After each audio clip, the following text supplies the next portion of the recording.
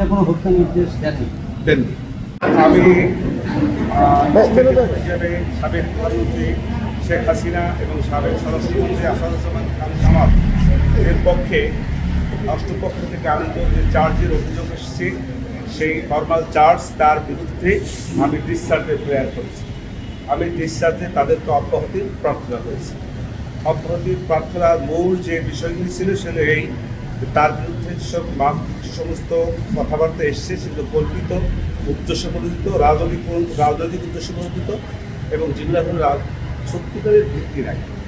এবং ওনার যে রাজনৈতিক দর্শনে এবং দীর্ঘ বছরের শাসনামলে এই সাবেক প্রাইম মিনিস্টারের যে সমস্ত কল্যাণ, যে সমস্ত ভালো ভালো কাজ, এই সব বিষয়ে তার যে তার রাজনৈতিকভাবে নিঃসন্দিত হইয়া এই মামলাটার আনয়ন করা হয়েছে। এই যে হলো মূল বক্তব্য।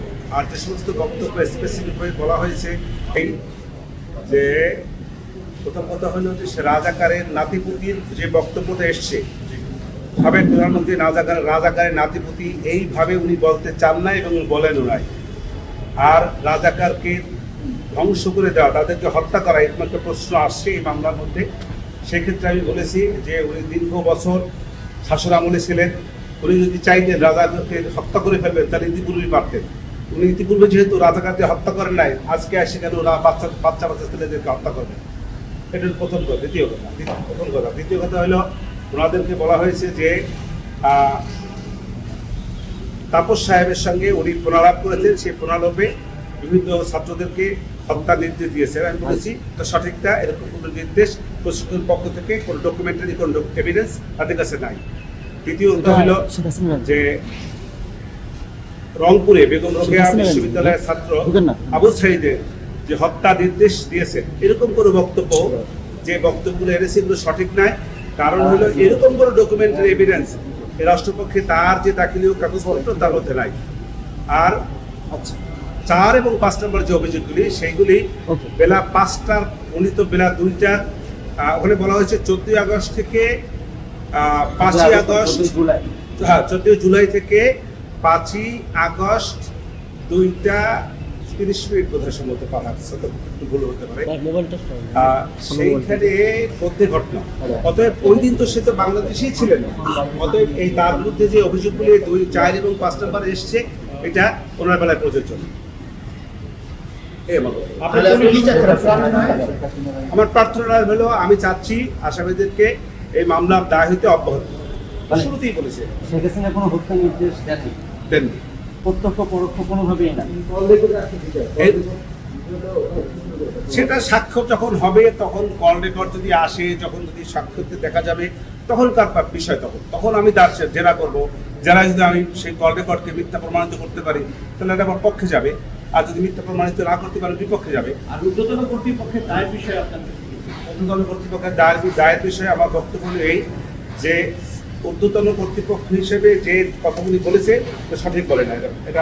এটা আমার বেলায় প্রযোজ্য না। আমি এরকম কোনো ঊর্ধ্বতন কর্তৃপক্ষ হিসেবে কোনো রকমের নির্দেশ আমি প্রদান করি। আপনি আপনার বক্তব্যে বলেছেন শত শত পুলিশ হত্যা। ডকুমেন্টসের কোনো বিষয় না, আজকে তো ডকুমেন্ট সাবমিট করার কোনো বিষয় না। আজকে শুধুমাত্র বক্তব্য দেওয়া প্রশ্ন। পুলিশ হত্যার বিষয়ে কি বলেছেন, আপনার অবস্থানটা কি ছিল? আমি পুলিশ হত্যার বিষয়ে বলেছি এই কথা যে যেমন এইখানে কিছু অনেক পুলিশও হত্যা হয়েছে, এই কথাই শুধু বলেছি।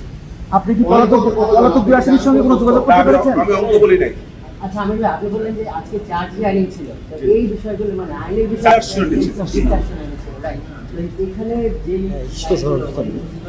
এগুলো এখানে আসার কথা না, আইন আমার বক্তব্যটা হলো যে মানবতা বিরোধী অপরাধ এই দেশে কোনো যুদ্ধ হয় নাই। এই যে জুলাই আগস্টে কোনো যুদ্ধ সংগঠিত হয় নাই।